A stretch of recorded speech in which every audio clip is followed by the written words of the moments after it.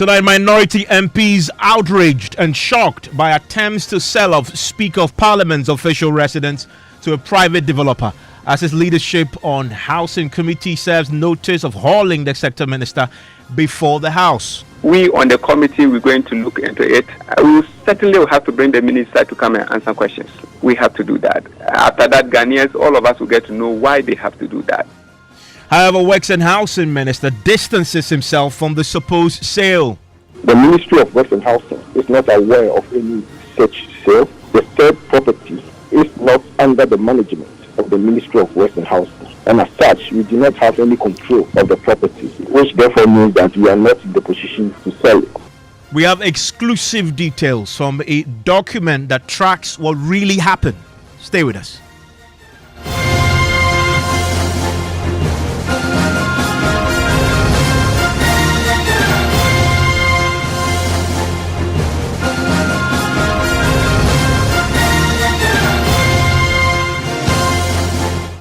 Many of you don't know. This is Top Story with Evans Mensah. And Top Story is always brought to you by Vodafone. There is outrage tonight among minority MPs who say they are simply shocked by attempts to sell off the Speaker of Parliament's official residence at Cantonment while he still resides in that property. Now, Mr. Abambabing at a breakfast forum today revealed his official residence was almost sold to a private developer, although he did not mention who made that attempt to sell the property. Listen. Many of you don't know that even the residence of the Speaker was almost sold to private sector. Actually, it was given out. It's when they went to register that Lands Commission identified that is the residence of the Speaker. Luckily, I was inside, so it was safe. Well, Member of Parliament for South Roxing Nelson Dafiame possessed several properties close to the Speaker's residence have allegedly been reclassified and sold to private developers. Speaker said today, go to the official residence in Cantonment and see the developments around the residence in question. All the residences around, all the neighboring residential properties that share wall with the Speaker's official residence have been developed into these obscene craze for, modern apartment buildings, 2, 3, 4-story buildings containing apartments with private people occupying it. So you can be in your room and be looking into the compound of the Speaker of Parliament. It doesn't happen anywhere on this globe. The residences of the President, the Vice President, the Speaker of Parliament, the head of the Judiciary, and some other key occupiers of public institutions anywhere in this country are off limits to these things. I've had the privilege to traveling to at least a handful of countries since I became an MP, and I've had the privilege of visiting the official residences of heads of state, heads of state institutions in some countries. So you have to drive like 1 kilometer before you get to the residence from the main road. So the information hit everybody at the function. And Speaker being who he is, he tried to water it down that but the transaction was reversed because Lands Commission discovered it. But imagine that the person didn't take the steps to perfect his title and decided to proceed on the mere leasehold agreement between himself and whoever whoever entered into that agreement with it. The person could have embarrassed the Speaker. So this is a matter that we ought not to allow to go uninterrogated. Well, we've been hearing from the Works and Housing Minister, Francis Esilbachi, who has distanced himself from the supposed sale. The Ministry of Works and Housing is not aware of any such sale. The third property is not under the management of the Ministry of Works and Housing. And as such, we do not have any control of the property, which therefore means that we are not in the position to sell it. When it comes to sale of state land, state property, state landed property, it is the duty of Lands Commission to do so, and not the Ministry of Works and Housing. Okay, so it's the Lands Commission that will be in the known of this, but as far as you're concerned, of state property, landed property. Okay. It is under the control of Land Commission. It's only Land Commission that can leave. That is one. Okay. Second, the said property that we are talking about is not even under the management of Ministry of Works and Housing, and therefore we do not have control over the property. So we may have to get a full understanding of what the Right Honourable Speaker was saying and get the full details so that you know exactly who to approach to find answers to that. But as a member of Parliament, I'm sure that this comes as a surprise to you as well. Or what were your initial thoughts when you heard the Speaker make these comments? Well, I mean, this has nothing to do with me being a member of Parliament. I mean, this is a state property managed by a specific state organization. So it is only the state institution that is responsible for that particular property that can answer that question. And I'm saying that I have checked with the officials of the ministry, and it's not one of the properties under the management of the ministry. And the ministry is not aware of any such sale of that particular property. And we are now in possession of a document that tracks what really happened to this particular property in question where the Speaker currently resides. Emefa Apawu joins me with that. What do we know, Emefa? So we know that the Lands Commission received an application. I can give you the number of that application, but this is dated 15th November.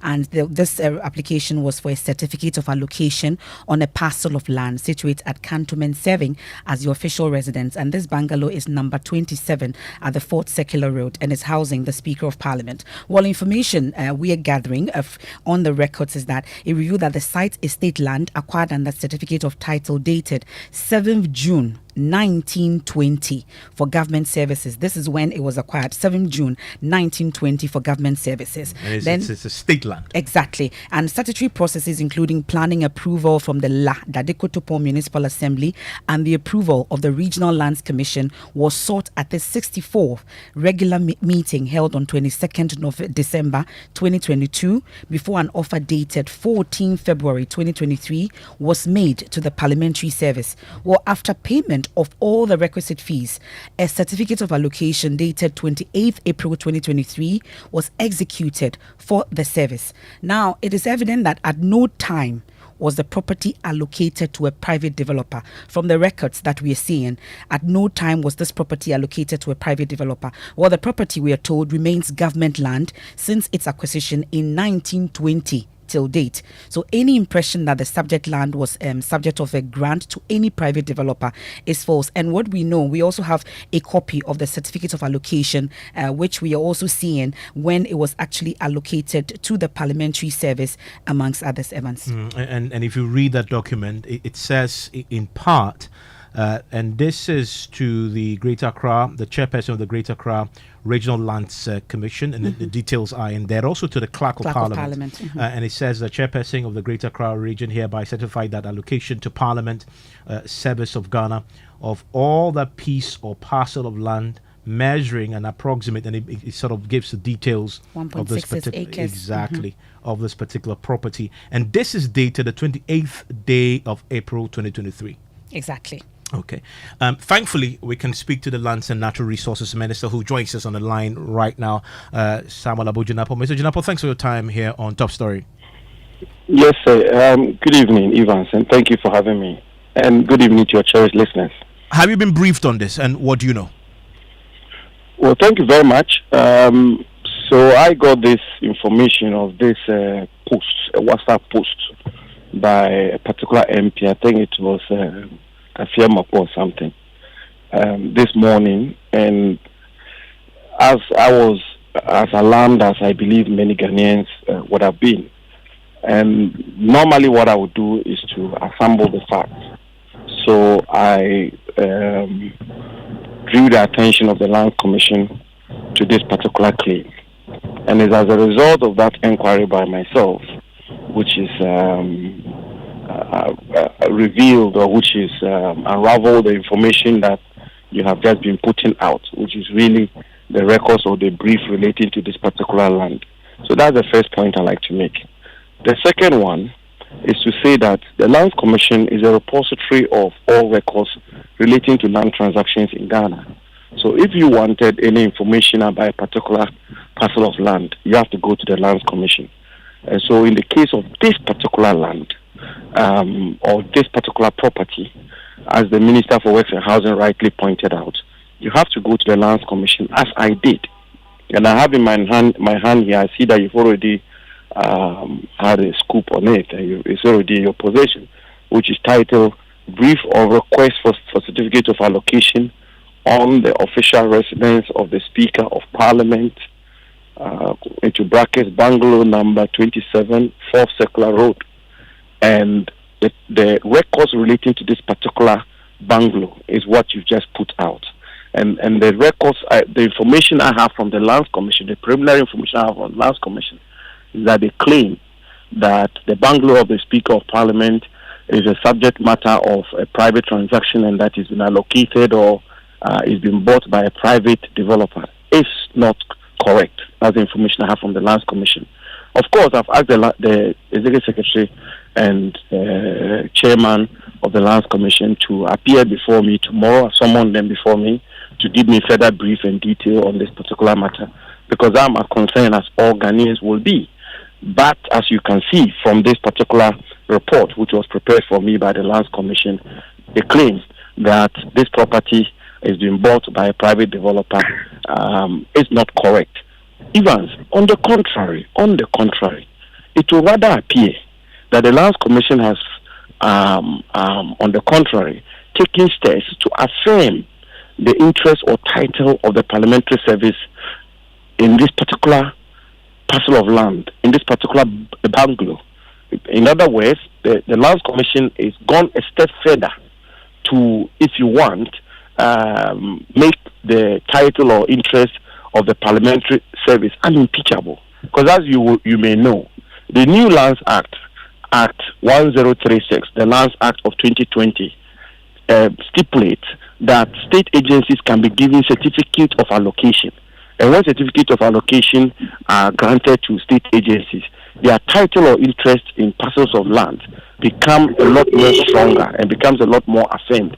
And a third party cannot deal in that particular parcel of land without recourse to a state agency. And as you read out, as recently as 14 February 2023, the Lands Commission took steps to grant a certificate of allocation in respect of the Speaker's bungalow to the Parliamentary Service Board. And you will see it here, have it here. It's attached to the report that was prepared for me. Certificate of allocation, Cantonments, Accra, site for Parliamentary Service of Ghana.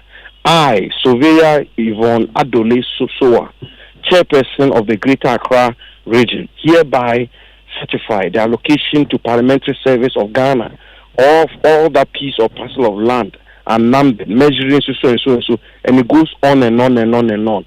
Signed, Chairperson of the Greater Accra Regional Lands Commission, and it's addressed to the Clerk of Parliament, Parliamentary Service of Ghana. And then you also have the site plan attached.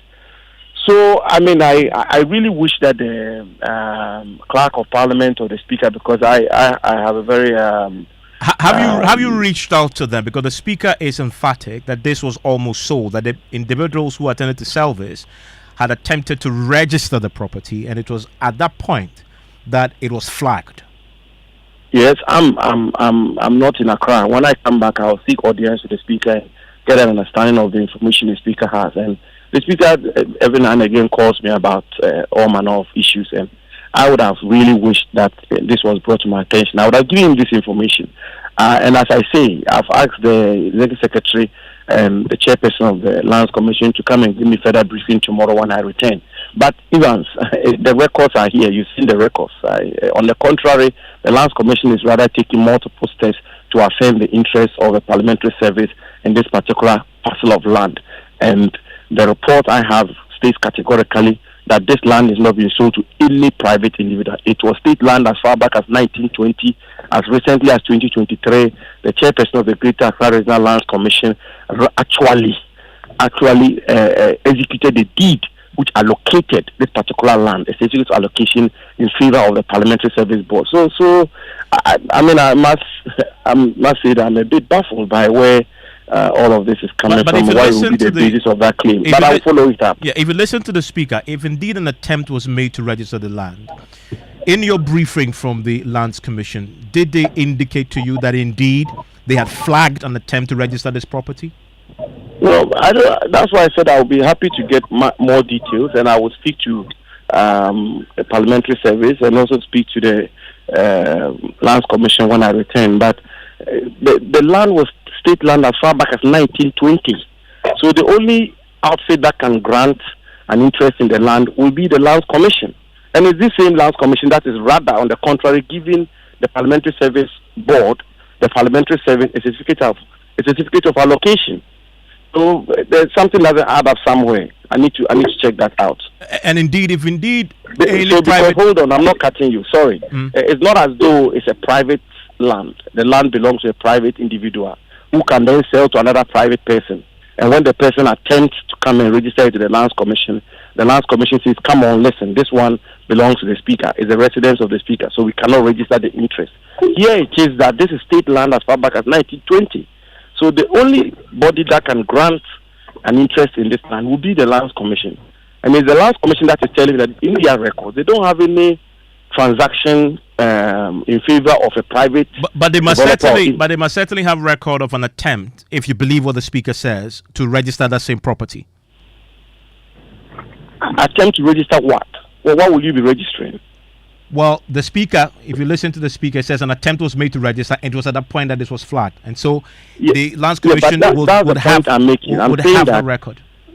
That attempt was an attempt to register. I don't know. I'm struggling to explain the process to you. You acquire the interest first. You have to have a leasehold. And I'm saying you can only have a leasehold from the lands commission. Unless the lands commission itself granted a leasehold previously, then we have to check that out. But the records that have been given to me suggest that there's not been any transaction to a private developer in respect of this parcel of land. The transactions they have chronicled for me, which you have read out, indicates that 1920 it was acquired as state land. As recently as 2023, the Greater Accra Regional Lands Chairperson granted a certificate of allocation in favor of the parliamentary service. So these are the transactions on the records of the Lands Commission. So which interest will then will anybody have acquired, let alone for the person to attempt to register it when the land in question is state land? Who would have granted that interest? And I guess the record the Lands Commission has. And I guess the investigations must also establish the identities of these individuals, if indeed they made the attempt. Who are they? Who are those individuals? Did the speaker mention any person's name? He did not, but he says people attempted. And if that's true, will the investigations also try to establish who they are? Well, let's see what comes out of this inquiry. But I'm saying that the Lands Commission is a repository of records when it comes to land in Ghana that nobody can question. If you want to buy a parcel of land, even from a private individual, and you wanted the records in respect of that parcel of land, you don't have to go anywhere. You have to go to the Lands Commission. Even as much as the Lands Commission has all these challenges that we are aware of, you still will have to go to the Lands Commission because that is a creature of law. And I'm saying that when I got this information this morning, I think I got it at about 11 a.m. or so, I did what every responsible minister should do and every responsible citizen will do. When you have an information like that, you have to go to the source of all records relating to lands. And I went to Lands Commission. Lands Commission has pulled this information for me and said there's no such transaction. There's no transaction in favor of a private individual. And as a matter of fact, what has rather happened, contrary to any fear of the land being sold or the interest of the parliamentary service being compromised, is that their interest has been affirmed as recently as 2023. So there could be no cause for any concern. You'll be talking to These are the records. You'll be talking to the speaker? Say that again. You'll be talking to the speaker? No, I haven't. I will find him. I'll find him. The speaker is a very his doors are always open. I'll find a way of reaching out to the speaker to understand what he has and what his concerns are, and then we'll deal with them. We will take them up. I get reports from people from all shades of our society about public lands and how we protect them and so on and so on. When people give you information, you don't have to dismiss that information. You have to take it up. You have to follow it up, as I have done, because you will not have all the information at your disposal. But on this particular occasion, this is the records available to the Lands Commission, and the records suggest clearly that this so-called sale of this land to a private individual cannot be correct. So we will take it up from here. Your colleague in Parliament, Roxing Dafiamekbo, was the one who tweeted this at this breakfast forum. Roxing is with me. Roxing, you've heard the minister. You've seen the. I don't know if you've seen the document, but we've articulated its content. Does it address the concerns as you heard it expressed by the speaker? First of all, let me say that I am offended by the reference by the Minister for Land and Natural Resources that he got a tweet from Dafiamekbo or something. I am not Dafiamekbo or something. I am his senior at the bar and his senior in Parliament. This sort of attitude has to stop. I was at the breakfast meeting. I was invited by the speaker. And the speaker surprised all of us with this information. So as a member of Parliament, as the elected representative of the people of South Nine, it was my duty to amplify this matter. Now, he claimed that my tweet was referred to him. What was the content of my tweet? My tweet was based on what speaker said.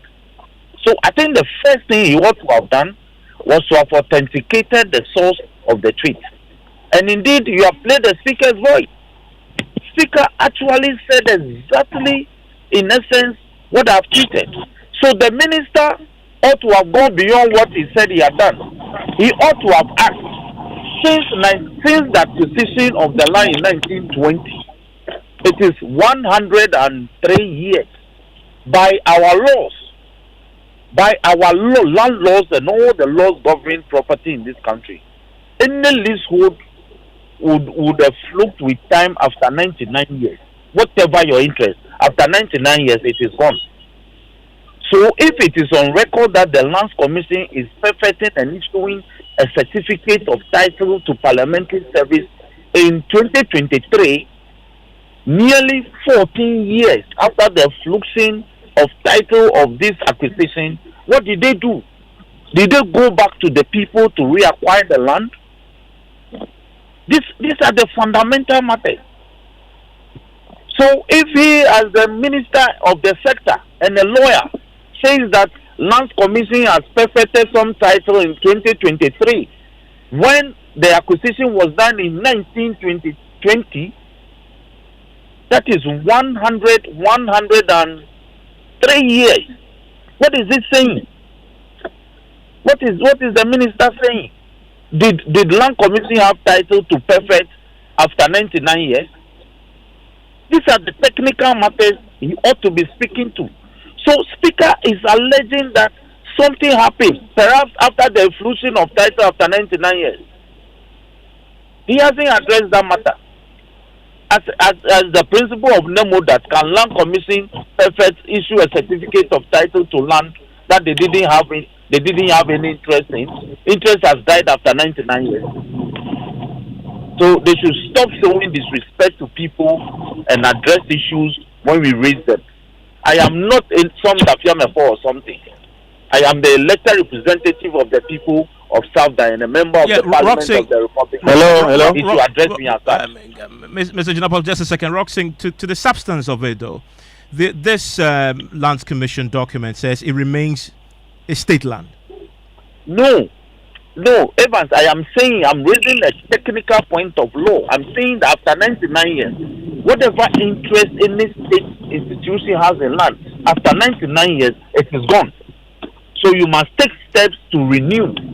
Has the Lands Commission shown any evidence that after the flushing of the title in 2009, which will be 99 years, because the acquisition was in 1920.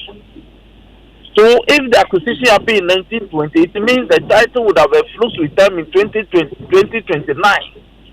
Have they renewed the title before supposedly perfecting it and issuing certificates to the parliamentary service in 2023? Is it your matter we must address? Is it your contention that it will revert to your original owners on the spirit? Exactly. So we don't know. So you see, if by a flushing of operation of law, the title has reverted to original owners, maybe it is one of those families who must have done this. So the minister should be calm and look into the issues raised by Speaker.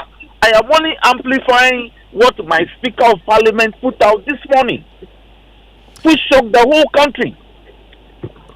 Mr. He shouldn't be relying on a certain certificate issued by the Lands Commission in 2023 for a land acquired in 1920.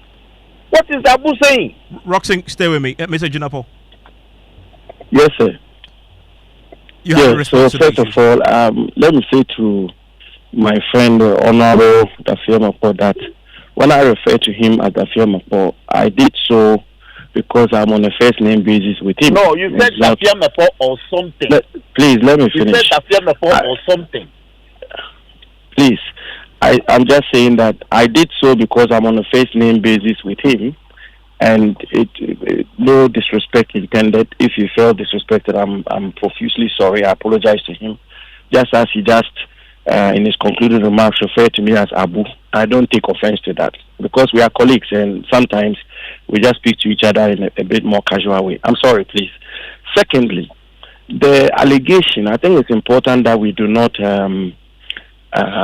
divert or we do not distract the substance of the allegation. The allegation was that Speaker's residence at Cantonments in Accra was sold to a private developer whilst he was in that residence. I will repeat. The Speaker's residence at Cantonments in Accra was sold to a private developer whilst he was in that residence. That is what I checked out. And when I checked that, I wasn't checking out original owners, whether the original owners attempted to register the land for themselves or whether the 99 years efflution and then what happens.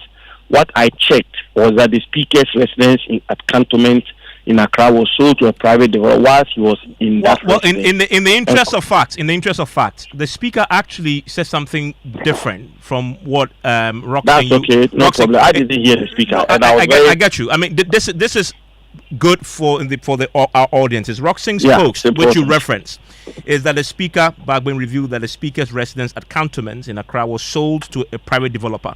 The Speaker was said something different. This is just a few seconds of this, just to clarify this, so we can get to the substance. Many of you don't know that even the residence of the Speaker was almost sold to private sector. Actually, it was given out. It's when they went to register that Lands Commission identified that is the residence of the Speaker. Luckily, I was inside, so it was safe. So he says was almost sold, not sold. So that's exactly the point I'm making, which is that this is what I'm checking out. I was not checking out original owners and a fruition of 99 years and so on and so forth. And Evans, and I believe that many of your listeners will agree that based on the records that have been assembled so far, and I repeat, so far, it will appear that this particular claim that the Speaker's residence has been sold or almost sold to a private developer, it will appear that that is not correct. That's number two. Number three, the issue of a fruition of time, 99 years, and we can check all of those out. But I think I'll point out to my friend, Honorable Dafia Mapo, I have to be careful when I'm calling him now, Honorable Dafia Mapo, that there's also the concept of freehold and so on and so forth, and therefore a fruition will not come up. But more importantly, the Lands Commission will not be able, by law, to grant a certificate of allocation to parliamentary service or any institution if they did not have good title. You can only pass on, you can grant a certificate of allocation when you have good title.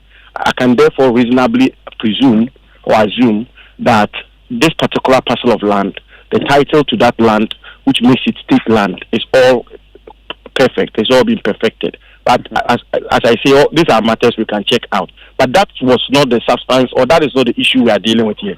We are dealing with the Speaker's residence having been sold or almost being sold to a private developer.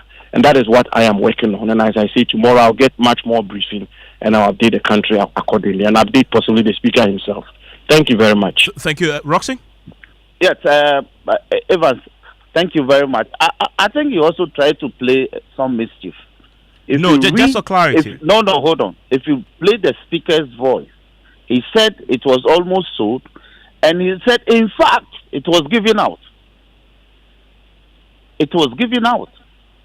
It was given out. It was sold. It was only when the person attempted to register that it was discovered. So play the voice in full, then you can get the meaning of what speaker said. When he said that it was almost, he added that in fact it was given out.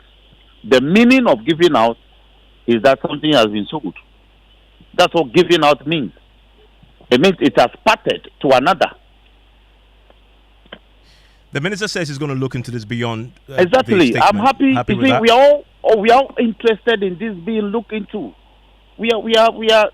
I mean, the fact that this could be contemplated is what is worrying all of us. The fact that it could be contemplated.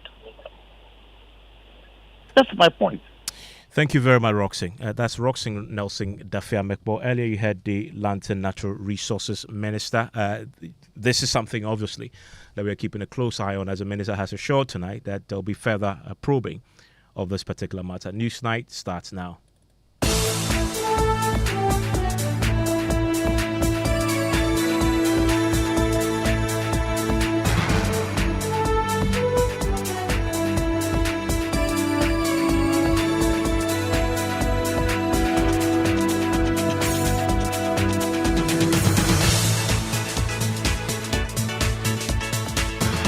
Good evening and welcome to Newsnight. In the next 60 minutes, U.S. Ambassador to Ghana incurs wrath of some of MPs as they unleash blistering verbal attack after the ambassador warned Ghanaian products may be blacklisted and banned in the United States market if anti-LGBTQ bill is passed. Why is it that it's only Ghana that wants to pass this bill and she's propagating that we should not pass it? If we pass it, America will not do business. She can go to hell. For us, we care less about it. Isn't that too strong a word to use? No, she can go to hell. And I'll tell you why she can go to hell. Also tonight, I believe that I have made a choice which will be not only in my interest as an individual, not just in the interest of NPP, not just in the interest of NDC, but in the national interest. I am very, very happy and proud to stand by that decision. and tonight dismissed members of the NPP take on the party, the latest being Yao Boabien Samoa, who described the party's constitution as poorly written and the election of Dr. Bawumia as choreographed and skewed, but the party insists they took the right decision. These persons have publicly forfeited their own membership. So the party clearly is only triggering and making sure that their voluntary decision to forfeit their membership is further strengthened by the party's decision. We'll get to hear from the Trades Minister who is backing the party's decision to expel the 4 individuals. So if he resigned and you so attack to his strengths, I would suspect that you also automatically give the indication that... Also tonight's minority blocks laying off regulation to restrict the importation of selected products, including rice, into the country. Restrictions on importation of selected strategic products. The Speaker, it's a matter of public interest. The convention in the House has been that the committee responsible for subsidiary legislation will take it through relaying. And in business, Bank of Ghana Finances suspend the forest license of financial technology firm ZPay. And in sports, Ghana police arrest one suspect in connection with the attack on coach Maxwell Kunedu after a Ghana Premier League game in Sunyani. And much later, concerns heightened over the treatment of rivers tainted by activities of illegal mining. We have more in the concluding part of our documentary, Poisoned for Gold. Typically, removing those ones doesn't clean water off heavy metals present. Currently, what Ghana Water is doing doesn't take care of that. We have that and more in tonight's edition of Newsnight. Please do all to join us with your thoughts and comments via WhatsApp 055-11-11997. We are live on Facebook. You're on myjoyonline.com. We're also live on Love 99.5 FM in Kumasi and affiliates across the country. We're right back after this break with details. Online page for the new business account was in shambles yesterday. We lost the page. Tell me about it. We started off very confident, and then the office broadband went down. When we set up the hotspot from the phone to reconnect, the data allocation also got finished. You are joking. I wish. The meeting room was hot. Kobe quickly tried calling them to give us some more time, but he had no airtime. Total chaos. They also gave us feedback that our website didn't have enough information. How can you run a business this way and hope to grow? Oh dear. Your business communication can be way better than this. Vodafone One Business is a complete communications package that gives you broadband with data transfer to mobile phones, mobile package with free calls among employees, landline with free calls and website design plus domain name registration. At Vodafone Business, we understand that strong connections within your business lead to success. Call 050-777-9000 or sign up by sending an email to sme@vodafone.com. Vodafone, further together. Ready? Let's go. We all go bring some savannah. Everyone is dancing, everyone is singing, because everyone is painting with Savannah. Savannah paints from Azar are affordable enough for everybody to fulfill their paint needs. Paint more, pay less. Savannah paint, we all go paint some. We all go paint some savannah. We all go paint some.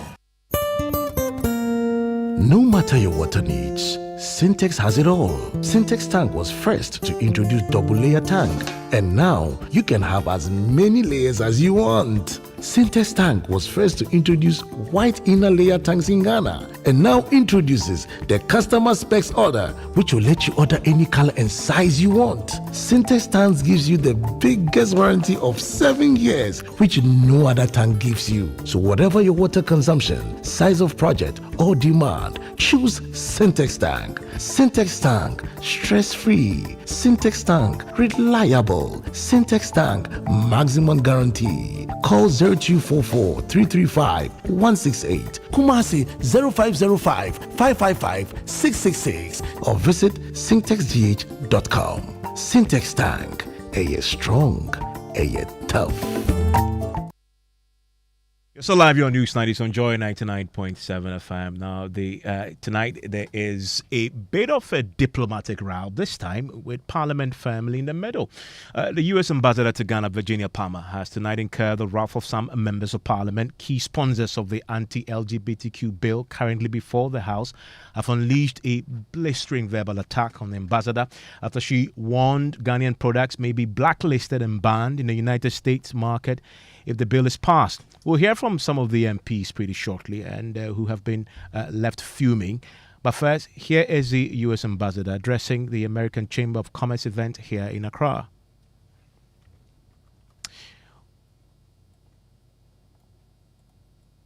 I think very few people understand that the reality is that the bill undermines the basic free speech rights that Ghanaians otherwise enjoy. The goal of the bill, the drafters are not shy about advertising, is to make Ghana hostile not only to LGBT people, but to anyone who even sympathizes with them. It seeks to make illegal all discussion and all media that even mentions LGBT issues. So journalists would be arrested, landlords would be arrested, mothers and fathers could be arrested. If passed, the bill will make it harder for you not only to recruit and hire the best people from overseas, but it will marginalize educated and hardworking Ghanaians by making it clear that they are unwelcome. Well, we can hear from a key sponsor of the promotion of proper human sexual rights and Ghanaian family values bill, Emmanuel Bedra, expressing his outrage at the comments by the U.S. ambassador. Typically, removing those ones doesn't I think clean very few what people understand that the reality is that the bill undermines the basic free speech rights that Ghanaians I don't see why anybody from anywhere would be against it. Would the U.S. ambassador, his counterpart in Saudi Arabia, decide that, well, America will not do business with Saudi Arabia or Qatar or any of the Arab countries? Why is she doing this into Ghana? Why is it that it's only Ghana that wants to pass this bill and she's propagating that we should not pass it? If we pass it, America will not do business. She can go to hell. For us, we care less about it. Isn't that too strong a word to use? No, and she can go to hell. And I'll tell you why she can go to hell. We have been subservient to this, America for a very long time. And it looks like anytime there is anything, then they hold you by your buttocks and say, well, if you don't do this, I will not do this thing to you. Why can't we now have a strategic decision that we decide that we want to be on our own than depending on America? Fair enough. We've signed AGWA, we signed all kinds of agreement with America. And so will you say the agreement that we signed with you through the AGUA, you will now say that you repeal it and will not go by your own agreement, that we cannot import our goods to American market? Then we will also not allow any of the American businesses to fetter in this country. To operate in this country. Fair enough. We have other countries that we can do business with. It's only America that we can do business with. She should stop propagating this lie. She should stop doing what she's doing. Well, so Evans, whilst the U.S. ambassador to Ghana was speaking, we know that Ningo Pram MP Sam George was also in New York, giving a statement at that program in New York. And amongst others, he was raising issues about protecting the sanctity of the Ghanaian society. Thankfully, he joins us on the line. We are grateful for your time here on Newsnight, Mr. Sam George. So I would want to first find out what the reaction was to the comments that you made at the program. Unfortunately, it appears we've just lost Sam George, the Ningo Pram MP there on the line, but we'll definitely raise him back. We'll also be hearing from the chairman of the Constitutional and Legal Affairs Committee of Parliament and also scrutinize a bit further the comments that were made by Virginia Palmer at that program yesterday. Talking about that, he was speaking at this American Chamber of Commerce, and he put what she said in context. I want us to listen to the context in which she places what she said. But when we talk about lowering barriers to trade and investment, we also need to talk about treating people fairly and ensuring your employees are safe and protected from legalized discrimination. So I want to broach a subject which I know is a little bit sensitive. But it has a more important business context than most people realize. Ghana's parliament is considering a bill that would curtail the human rights of the LGBT community, their families, allies, and quite frankly, all Ghanaians. Everybody has opinions about the issue, and I respect those opinions very much, even if I disagree with them. But very few people have read the bill. I think very few people understand that the reality is that the bill undermines the basic free speech rights that Ghanaians otherwise enjoy. The goal of the bill, the drafters are not shy about advertising, is to make Ghana hostile not only to LGBT people, but to anyone who even sympathizes with them. It seeks to make illegal all discussion and all media that even mentions LGBT issues. So journalists would be arrested, landlords would be arrested, mothers and fathers could be arrested. If passed, the bill will make it harder for you not only to recruit and hire the best people from overseas, but it will marginalize educated and hardworking Ghanaians by making it clear that they are unwelcome. I have no doubt that such legislation would have a chilling effect on Ghana as an investment destination. Companies have already talked to me about American consumers being unwilling to buy things that are made in a country with such repressive legislation. It will make it harder for me to sell Ghana as an investment and trade destination. So the legislation, in addition to undermining public health and public order, would reduce Forex inflows, cut into your bottom line, and reduce your workforce options, not something Ghana's suffering business environment needs now. I'm truly thankful for those of you who've had the courage to raise these issues with Ghanaian policymakers. As representatives of the business community and as the partners Ghana needs to be a truly inclusive 21st century economy, your voices need to be heard now more than ever. Well, let's try again. We have the Ningo Pram MP joining us. We're grateful. Sam George, I'm sure you can hear me now. So I'm asking, really, listening to Madame Virginia Palmer and knowing that you've been to the United States, do you get the same vibe that, indeed, if we pass this particular law, it will be difficult to market Ghana to investors out there? Because she's been describing this particular bill once passed as hostile, amongst others. Well, good evening to our listeners back home in Accra. Clearly, Madame Virginia Palmer, U.S. ambassador to the U.S., has shown that the difference between reading and then understanding what you read. She's read the bill, but she doesn't understand it. I'll use it to extend a 30-minute session to her to educate her on the bill so that she doesn't peddle such misinformation and disinformation about our bill again.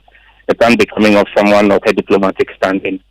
The point must be made clearly. I mean, the United States of America, in this country, the jury is still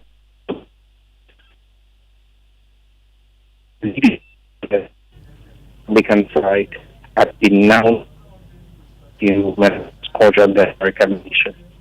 And so it is finally being settled And if Madam President Palmer thinks that she's incapable of attracting American, the respectable thing, and tender in a resignation, because her colleague in Saudi Arabia, her colleague in Bahrain, Qatar, are leaving with even tougher measures against LGBTQ and sucking trillions of dollars, of Saudi dollars, into the American economy.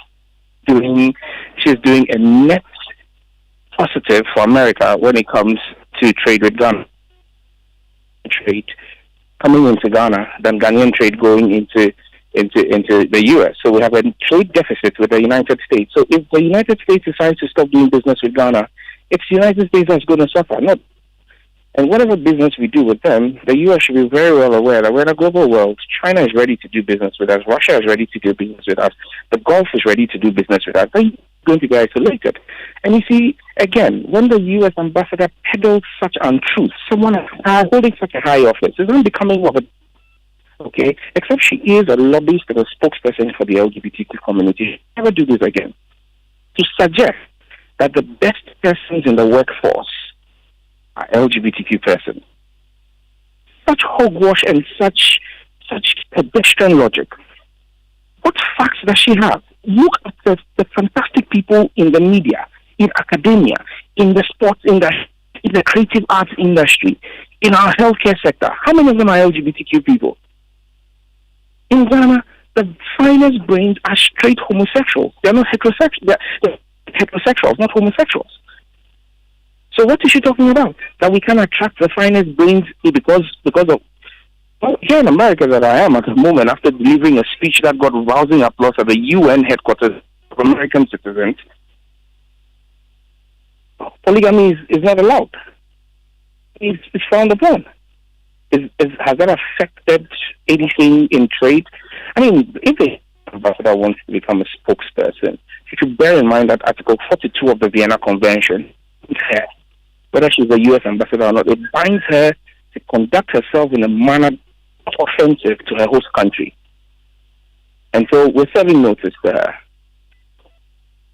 to respect our rules. But if she doesn't respect our rules, she's not going to be welcome. We're going to organize demonstrations against her and insist that the American embassy government change her because she is pushing an agenda that does not enjoy or is not the official position of the U.S. government. If the U.S. government decides that they won't do business with Ghana again, so be it.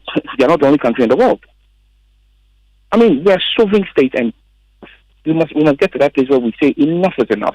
This bullying and this attempt is simply because our leadership has failed. From the president down to the vice president. When Kamala Harris came and stood by the president literally ran a... How can president... It's becoming very difficult hearing you, Mr. Sam George, as much as we would love to continue this, but it's very difficult. We have a cracky line there, but we'll try and establish a better connection to Sam George subsequently, and then we can continue this discussion. We've been hearing from Virginia Palmer on this. Well, she raises the concern about private investors that will make it difficult for them to come into the country once the environment is as hostile as she describes it in the bill in its current form. But really, what's the state of the bill as we speak? We know that it's gone through the first reading. We're on the second stage, amongst others. We're hoping to bring in the chairman of the Constitution and Legal Affairs Committee of Parliament, Mr. Enyemedu Entry, on this. But let's bring in an international relations expert on this, Dr. Hlovo, joining us on the line. We are grateful for your time here on Newsnight, Mr. Hlovo. So you've been hearing from the U.S. Ambassador, Virginia Palmer, making a strong case about how difficult it will be to sell Ghana out there to investors if we pass the bill in its current form. Amongst others, describes the bill as a bit more hostile. We've been hearing the reaction and backlash amongst others. From where you stand, though, what's your reaction to all this? Good evening to your listeners. The first point to make is that the U.S. ambassador is not the first person to sell Ghana. The job to sell Ghana actually lies with various ambassadors, including Ghana's ambassador to the U.S. And indeed, the second point I want to make is that in as much as we are free as a nation to pass this bill, we must also be ready to pay some price for the bill. For instance, if you pass this bill, automatically those of the LGBTQ community will not be comfortable doing business in Ghana. So certain private investment that will come from certain quarters will not come because of the bill. And of course, you must also recognize that as a country, it also depends on how you engage other public to explain the contents of the bill. Indeed, once you pass the bill, various governments, particularly those from the West, will put on their various platforms advice to their citizens in terms of traveling to Ghana and doing business in Ghana within the context of human rights and other information that their citizens need to make informed decisions concerning various countries. Now, one of the things they will then do is that they will portray this picture of a country that has a law that is hostile to homosexuals. So if you pass the bill, one of the things that you could do is to ensure that you provide as much information about the bill as possible that is able to inform other publics about the realities of the bill. Now, if you don't do that, then you leave the interpretation of the bill to other countries to do for you. And that information is what their citizens are going to work with. Let us also bear in mind that the U.S. is not a single constituency. Indeed, there are citizens in the U.S. who are also anti-homosexual, those who believe that the family is meant for man and woman to give birth to children. So, yes, there are various angles to this, but of course, as she said, she's right when she said that, of course, we will take some part in terms of those who want to do business with us and those of their citizens who may feel like because of our anti-gay stand, they are not ready to purchase goods and services made in Ghana. These are consequences of some of these actions. But as a society, we need to stand by what we believe is the natural way of doing things or how we perceive society should be. And we must not expect to pass the bill and business to continue as usual. Indeed, our bill is upon review is not as harsh as, for instance, a country like Uganda. Uganda's bill involves provisions that even involve death punishment. That is why the U.S. Responded to their bill by, for instance, reviewing their status under AGWA, so that they are no longer qualified to export certain commodities under the AGWA framework.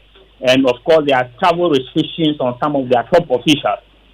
These are things that the U.S. will do. So once you pass this bill, and you must also remember, Ghana is more or less a trailblazer in the South.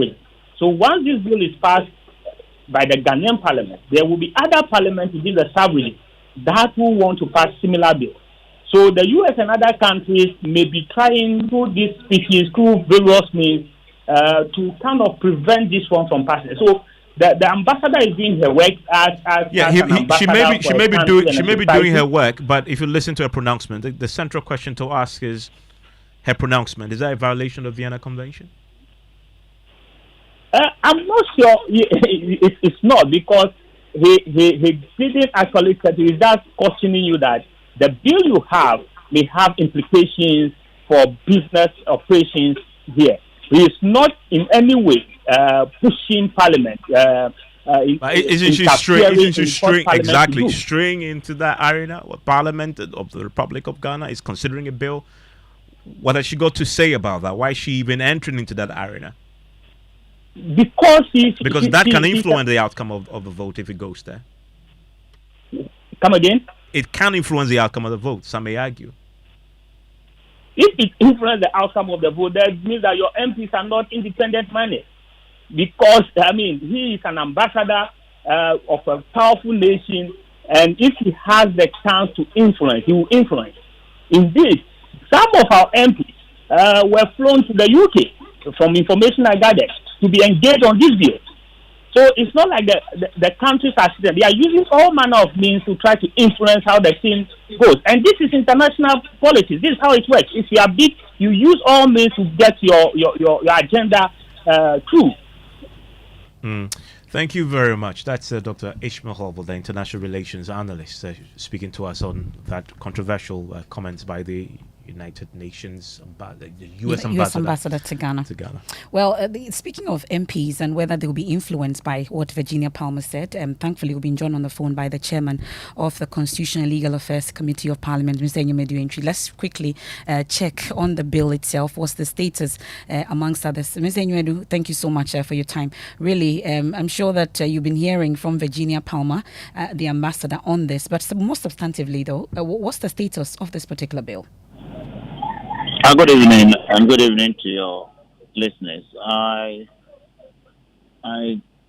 got ahead of him the last part of the interview you granted, but the status of the bill is that we have submitted a report to plenary, and we have done the second reading already. We are yet to do the consideration, and the speaker prompted us to meet again on it and then iron out some creases in the bill, and that's about what we plan to do. As for, if I heard him right, that we've been influenced by some other people, that can never be correct, because some members of parliament have traveled on the Commonwealth Association for a meeting. It had nothing to do with influencing the bill before us. So maybe it's a wrong perception that the public is getting. But the bill, we submitted a report to plenary, and we've done the second reading already. We are yet to do the consideration. Then we do the third reading, and we are done. And when are we hoping this third reading will be done, and then we are done? It's difficult to talk about timetable now, especially when you know that from tomorrow the House is debating the budget, and after that we have to take the estimate. So if we get any window of opportunity, and I already said that we still need to meet on it as a committee and iron out some creases based on the advice of the Right Honourable Speaker. Okay. So we'll get back to the House very soon. Well, but quickly though, we've been hearing from Big Brother's representative in Ghana, Virginia Palmer, that's the US ambassador, and amongst others, she's raising concerns about the bill in its current form. For her, it will be difficult to market Ghana, and we face a risk of banning Ghanaian products or maybe blacklisted in the US if the bill is passed in its current form. Do you get the sense that this bill is actually as hostile as she describes it?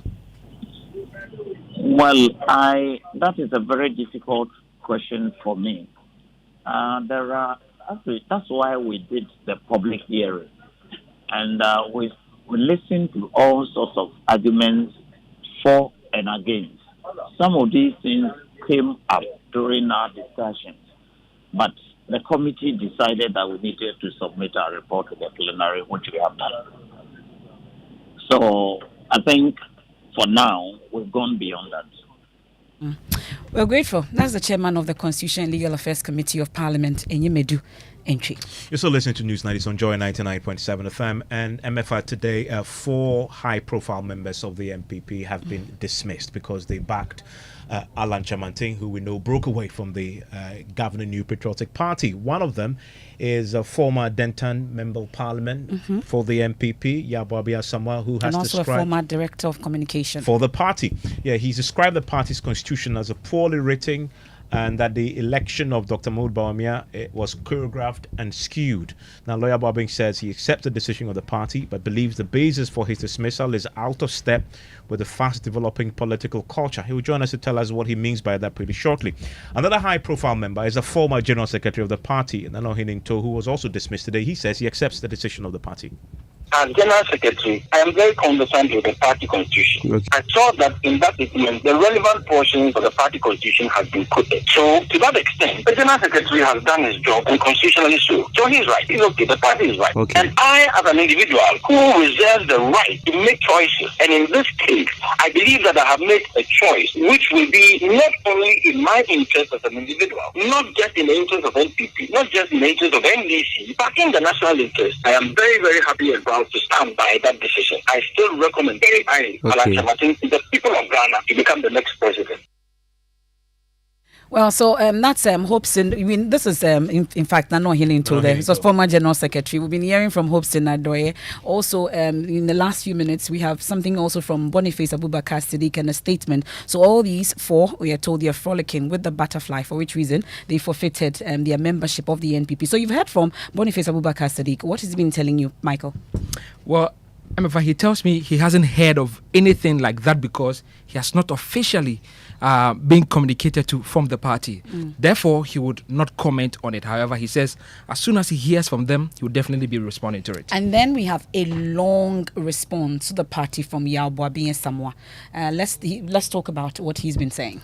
Well, Emefa, so he starts by saying that though none of the persons mentioned has received the personal copy, we accept, he used the word we accept our resignation from the MPP and pledge our commitment to Ghana's success through our support for Alan Kyerematen. Again, he says our first public conduct is unconditionally and with great conviction supporting the high-flying candidature of Alan Kyerematen for president is against the MPP constitution, which provides for automatic forfeiture of membership under Article 3, Clause 9, Subclause 1. Now, that is incontestable and therefore needs no formal written notice. He goes ahead to now list quite a number of issues that he has. One of them tackling sections of the communique from the party that seeks to draw strength to dismiss them. Now he categorically says that that is flawed. Okay. That understanding in there is flawed, and then goes on to talk about the election of Bawumia, which he describes as skewed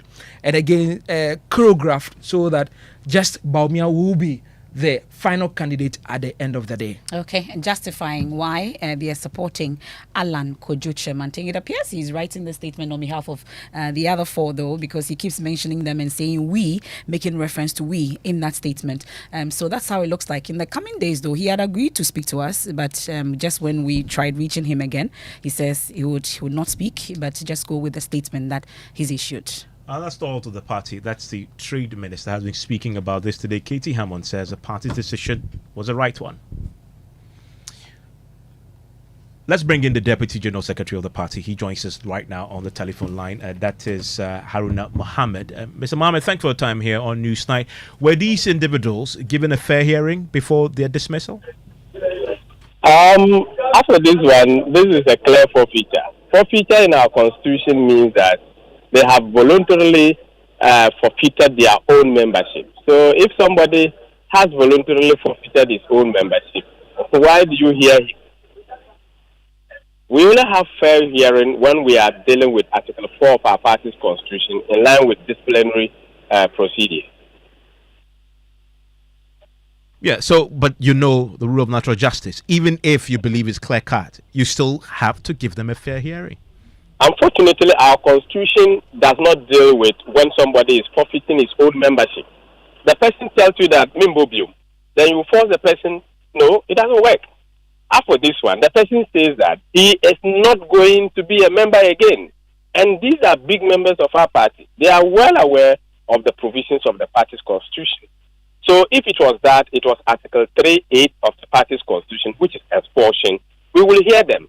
If it was that, it was about any other provision in the party's constitution besides Article 391 of our party's constitution. But this one is very straightforward. If it was about Article 35A4 of the party's constitution, we'll give them fair hearing. But in this particular circumstance, they have voluntarily forfeited their own membership. And they themselves have admitted in their statement that the General Secretary and the party is right in taking this decision. And we ought not to even write to them. We just have to remind them. So this is clear an enforcement of our party. So you've written to them formally now? No, we can't write to them. We are not obliged to write to them. We are only obliged to write to inform the public, to be aware of their public engagement and their voluntary decision to forfeit their membership. You're saying that your party's constitution says, as far as protocol is concerned, you are not obliged to write formally to somebody who used to be your general secretary, used to be your member of parliament, used to be a member of cabinet, to formally tell them that they are no longer members of your party? Not at all per the provisions that they have breached. the provisions that they have breached, you are not to write to him. The former General Secretary is aware of what he has committed, and he is also very aware that we are not supposed to write to him because he himself personally have triggered that aspect of the party's constitution. And this is something that all of us know as members of the party, and it's not something that we have to write to them. Well, Babia Samoa says that your constitution is poorly written. A constitution that does not respect the rule of natural justice is one that he says is poorly written. It's unfortunate if he has said so, but this is the same constitution that he had enjoyed over the period as a senior member of the party. So if he states so, it's very unfortunate. He was part of the members and people when he was director of communication, our deputy director of communication. In TIPCOS, when we are amending the constitution, he could have proffered solutions to the poor arrangement of the party's constitution, but he did not do so. He had constitutional right to have done that. And I think that City was heavily represented in that particular program when we were doing the amendment of the party's constitution in December 2017. So, for me, we are very resolute in our mind. We are enforcing the party's constitution to the latter, and we are not going to make sure that anybody that wants to bring the culture of indiscipline to our party, we would allow that. Not at all, we would not do that. Thank you very much. That's the Deputy General Secretary of the party. We can hear from Katie Hammond now. Maintain the Apawu one. Yes, of course. That must be appropriate. I do know from my longer affiliation with the Constitution that if you declare open support for a person who doesn't subscribe to our views, you automatically forfeit your membership of the party. I suspect that that's simply what they are re-echoing. Alan, I think following his decision to go independent, obviously it seems to be, I think he was categorical about that. He's resigned from the party.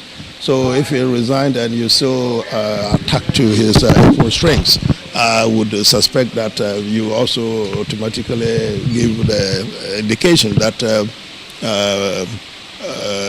you have said your goodbye to our party. So I guess they are just implementing the constitutional imperative. So that's the Trades Minister, Katie Hammond, in Parliament. There's a song on my mind right now, but I'll save it for later. I know the song you're talking about. It's not the one by Kojenchi. Of course.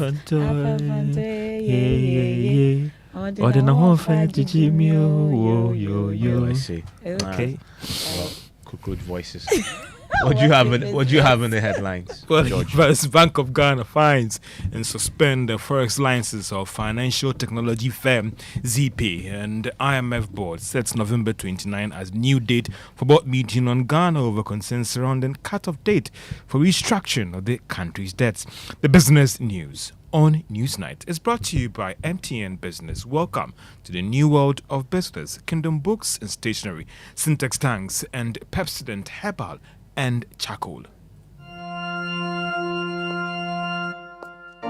Imagine strutting into the most anticipated wedding of the year, only to see 7 other girls wearing your exact same outfit. You are special and one of a kind, and that's why whether it's voice, data, or SMS, you get to enjoy personalized offers tailored to your specific needs with MTN Just For You. Dial *141# or select your options on the My MTN app to redeem your unique Just For You package on Ghana's best mobile network. MTN.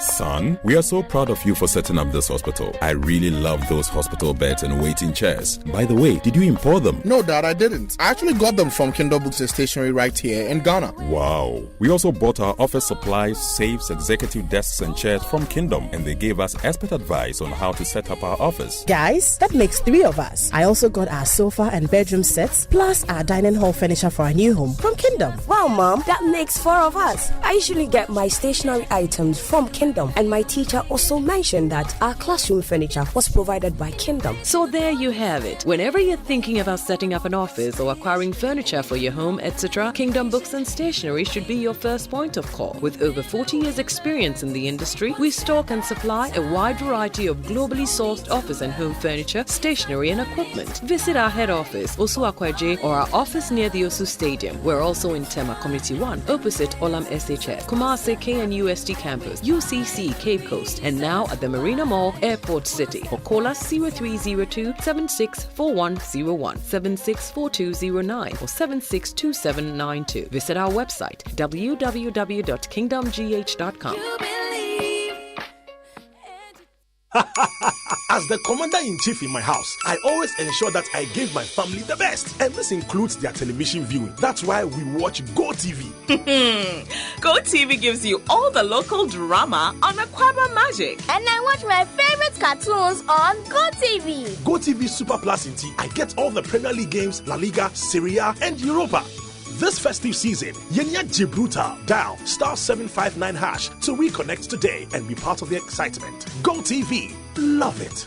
For over 10 years, Old Mutual has been touching lives in Ghana. Whether you're a trader or a student, an entrepreneur or an employer, or nearing your retirement, we have the right financial solutions tailored just for you. Contact Old Mutual on 030-7000-600 or visit our website on oldmutual.com.gh to learn more. And let's realize your financial freedom together. 10 years of greatness, here for a lifetime.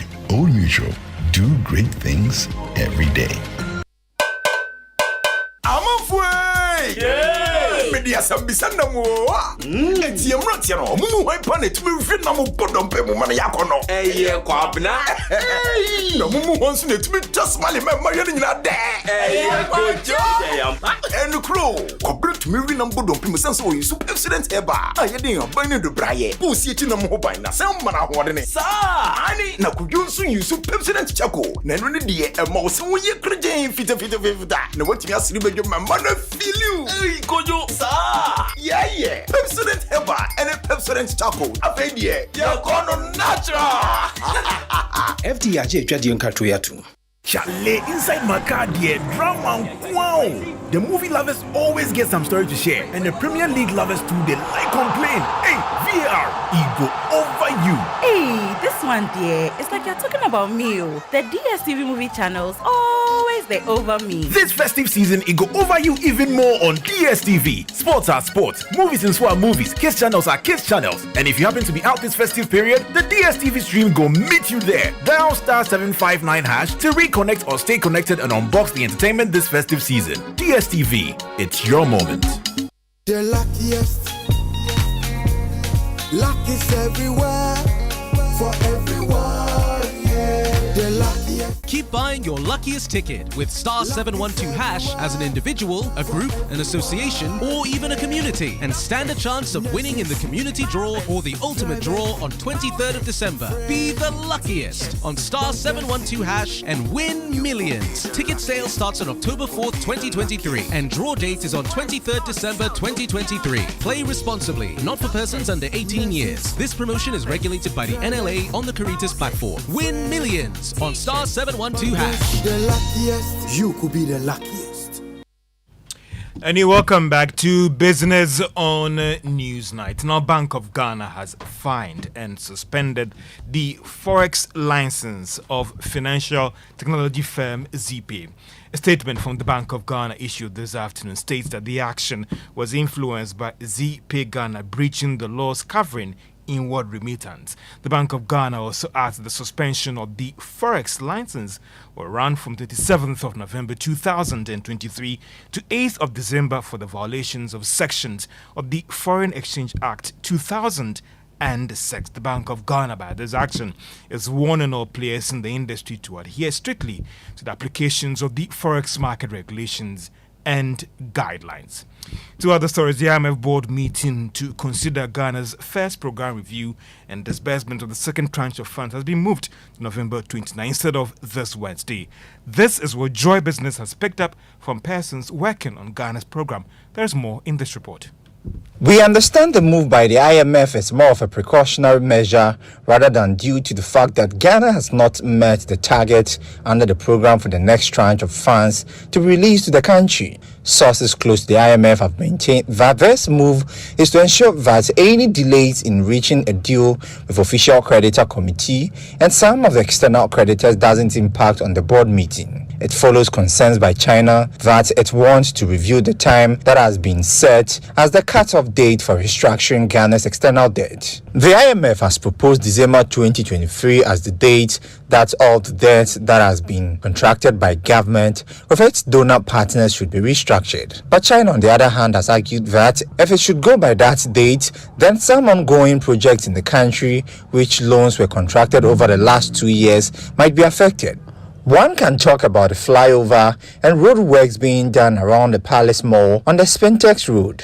They are also warning that road works around the Teshi area might be affected as well. The Chinese government is therefore proposing March 2020 rather as the cut-off date for restructuring external bilateral debt. Sources close to the Chinese government has maintained that it will not be fair to settle on December 2022 debt as proposed by the IMF. Joy Business understand that the official creditor committee led by China and France are expected in the coming days to release a memorandum of understanding that they agree to restructure Ghana's debt. We understand that what the IMF is looking forward to is a letter from these creditors that they have reached a deal to begin discussions on restructuring of Ghana's debt. This will pave the way for the IMF to approve the next disburse. Another thing that has come up is that these creditors are pushing for some insurance that should the economy grow than what has been estimated, then they should be getting more in terms of what government should be paying to them when it comes to their restructured debt. Fresh numbers from the IMF even show that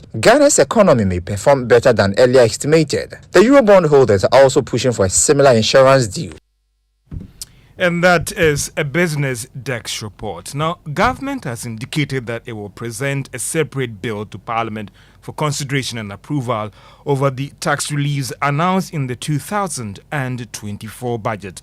Finance Minister Ken Ofori-Atta has announced a series of tax reprieves for businesses in the budget. However, there are concerns about the take-off date of these levies and impact on businesses. But Minister of State of the Finance Ministry, Dr. Mohammed Amin Adam, speaking on the probe, says securing approval will give more clarity to these taxes. The tax bills are being prepared, and therefore all the tax lines that are going to be affected will be detailed out in the tax bills that will be presented to Parliament for consideration. Full budget? Is that the reason why it's not in the full budget? That's why it's not in the, it will come in the main tax bills, and Parliament will scrutinize it.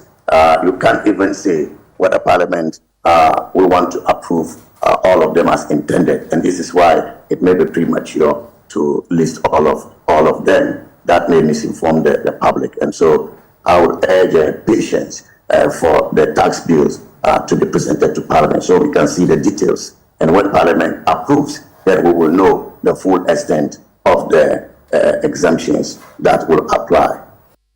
And that is the Minister of State at the Finance Ministry, Dr. Mohammed Amin Adam, speaking on Joy News program, The Probe. Let's still stay on this subject because government says it is committed to implementing all these tax reliefs announced in the 2024 budget to support the growth of the economy. Chief Director at the Ministry of Finance, Eva Mensah, gave the assurance on behalf of the Finance Minister at the KPMG UNDP Post-Budget Forum today. I'll not repeat most of the things that he did say, but just to the minister stood on his feet for 2.5 hours and presented a very detailed budget, and so I will not repeat most of the things that he did say, but just to emphasize a few points. The point I want to emphasize, one, is the fact that the government is determined to stay on this path of consolidation, and we will not jeopardize the commitments that we've shown up until this time. We would implement all the tax measures, include especially the tax reliefs, to ensure that there is a bit of freedom within the system for businesses to operate. Chief Director at the Ministry of Finance, Eva Mensah. Now, 7 out of 47 countries that have signed on to the African Continental Free Trade Area deal have so far begun trading under the pact. Now, some of the countries include Ghana, Cameroon, Kenya, in Egypt. Some of the products that have so far been captured under this trader: ceramics, tea, AC components. Now speaking to Joy Business at the joint ECOWAS North Africa Multi-Stakeholder Forum on the Pact, advisor to the Secretary General of the AFCTC, that is Peter Joyce Semenyo, said the Secretariat is hopeful of increasing the numbers to about 30 by next year.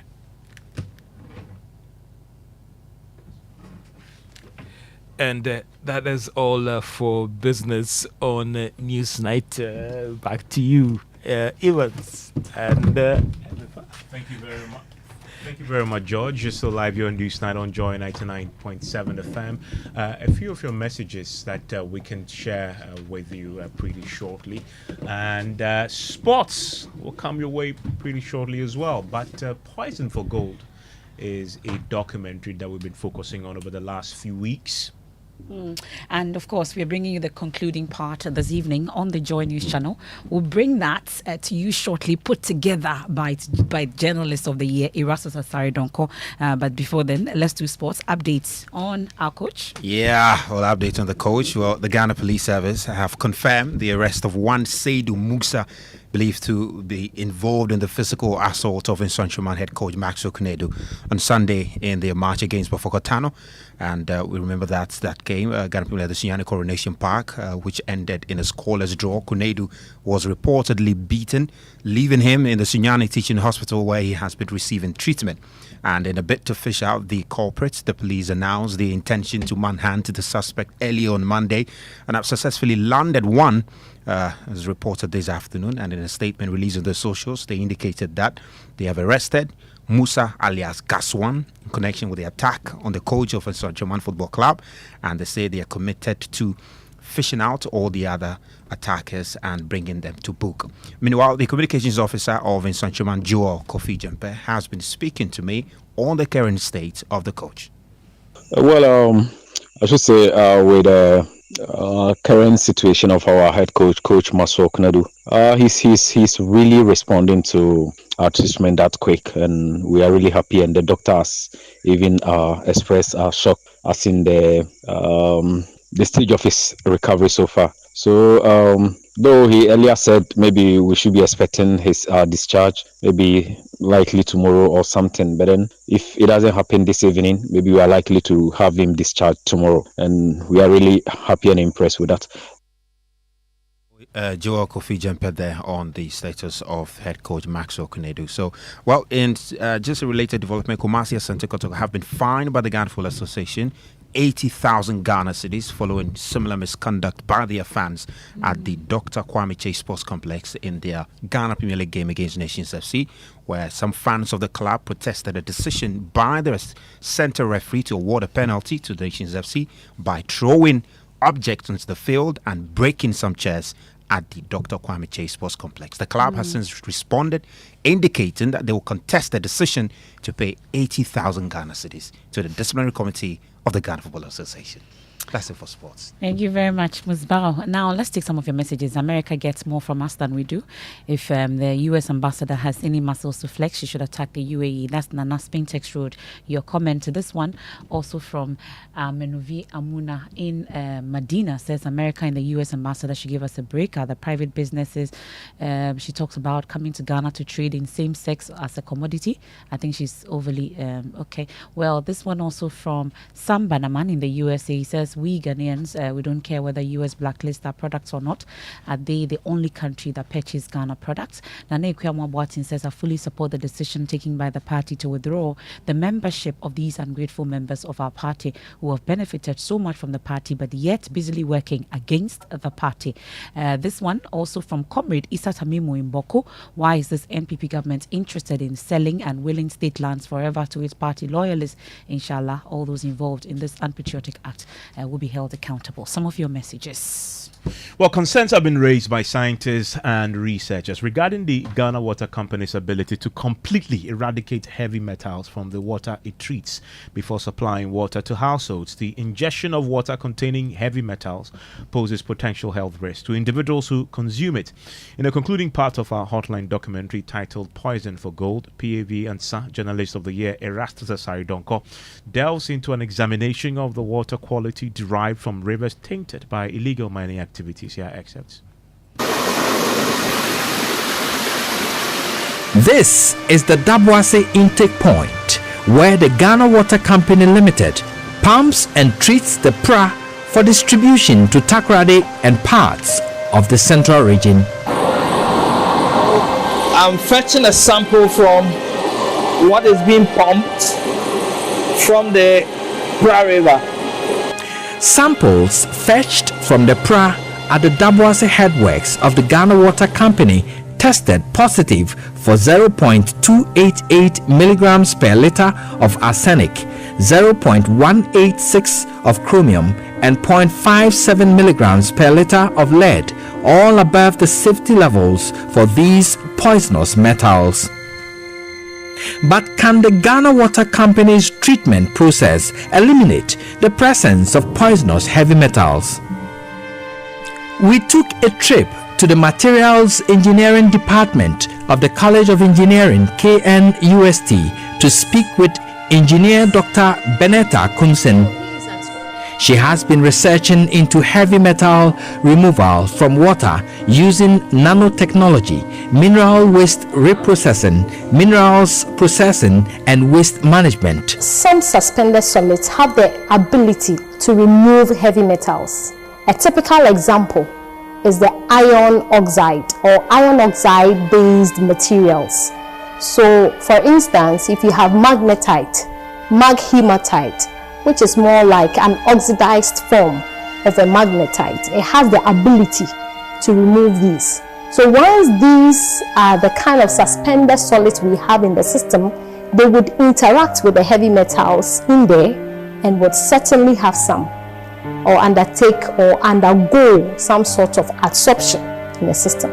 So when they remove the heavy metal, these suspended solids, which are iron oxides, then you are sure that some levels of heavy metals would have been removed.